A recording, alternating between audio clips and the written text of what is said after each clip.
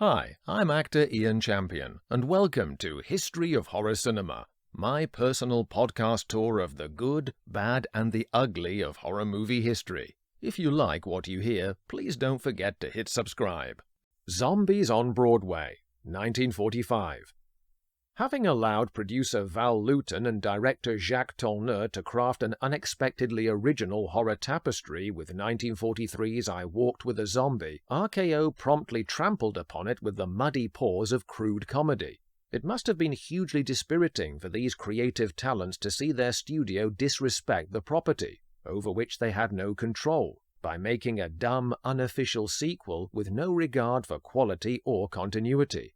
In fact, the only shared elements connecting that film to Zombies on Broadway were the fictional location and two of its cast in similar roles, neither of which were handled as effectively as by Tourneur and Lewton.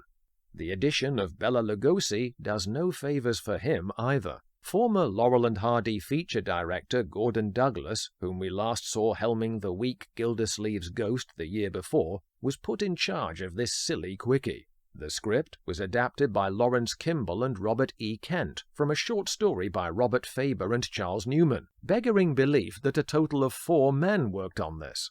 The excuse for voodoo-a-doo here is the attempt by 2 knucklehead press agents to come up with a real-life zombie to promote the opening of the Zombie Hut nightclub owned by New York ex-gangster Ace Miller.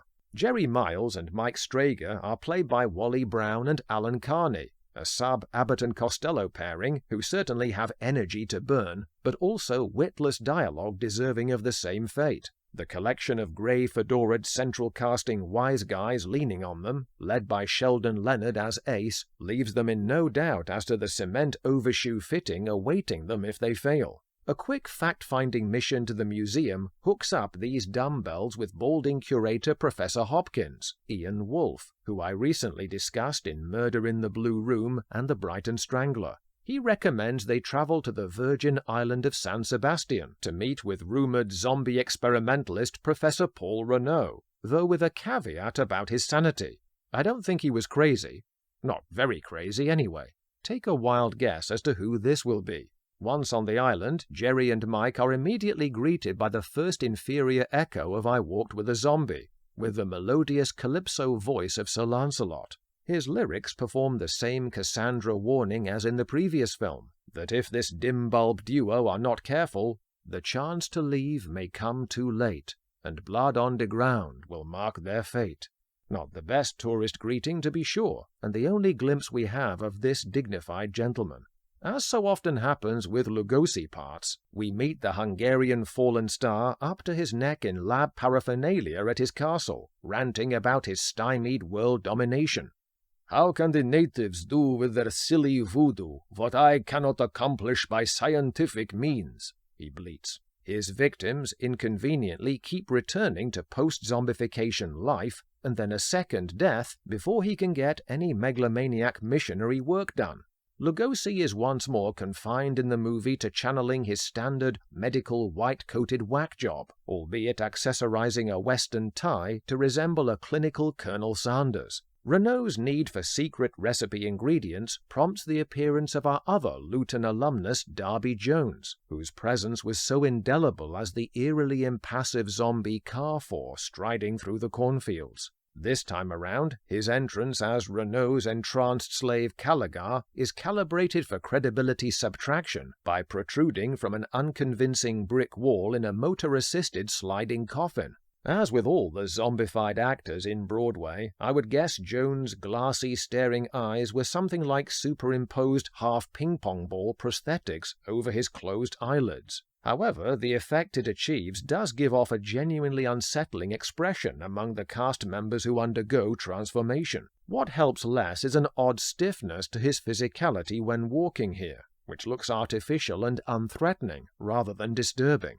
RKO's greater security in the field of musical comedy peeps out intermittently through the film. Not only do we get a couple of song and dance numbers shoehorned into the New York club scenes, but there is an excuse for one to introduce the female lead, the personable Anne Jeffries as Jean LaDance. Jeffries was a skilled singer-dancer who never made it to A features, yet is known for playing love interest Tess Trueheart in the Dick Tracy films. Jean is a lively and spunky heroine, not least due to her unerring accuracy with the knife-throwing built into her act. Her character offers to help the Metropolitan goons find their man in return for safe passage off the island. Amidst the falling masonry of bad lines, there are some frankly bizarre comedy misfires, such as in Jerry and Mike's meeting with Renault. He is singularly unimpressed by their name-dropping of Professor Hopkins, and his dismissal of his manservant Joseph's cover story, Joseph Vitale, is a gag that goes off like a bad egg. Claiming his research is to cure coconut blight, he said it was a banana blight. Oh, Joseph is colorblind.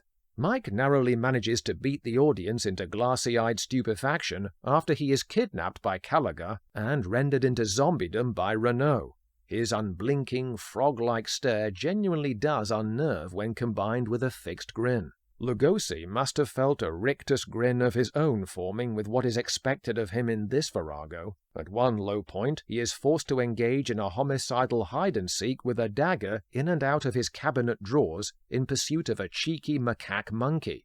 He does what he can to at least give value for money, savouring the more ghoulish absurdities. His explanation of Mike's suspended animation state is a big slice of ham with relish. To put it more simply, he is a zombie. By the climax, Renault is clubbed to death by Gallagher, freeing our Zeros to make it back to New York and try to pass off Mike as the zombie publicity stunt on opening night.